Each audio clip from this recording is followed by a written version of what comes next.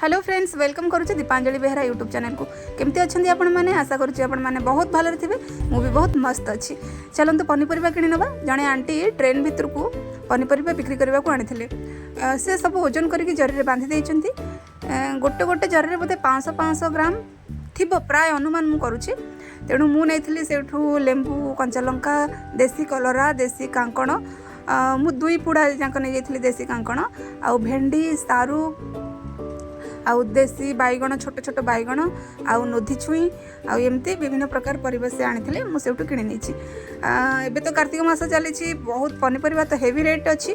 तेणु मत सस्ता मिलला मु नहीं गली। घर भी किसी पनीपरिया नथिबो कारण मु तो ये बाहर अच्छी। तेणु तापर देखो घुगुनी आसाला घुगुनी टे खाई तापर एमती फाइनली हम पहुंची गलु भुवनेश्वर रे पहुंची जाइलु आमे भुवनेश्वर। तापर देखंतु तापर हमर आसी जाइथिला गाड़ी। तापर आमे बाहरी पड़लु। रास्ता रे आसला बेले भुवनेश्वर रे गोटे जगह रे रिलायंस स्मार्ट रू किछि मोर घर को सामान नबर थिला आ मु सेटा नेकी घर को फेरिली। Thank you.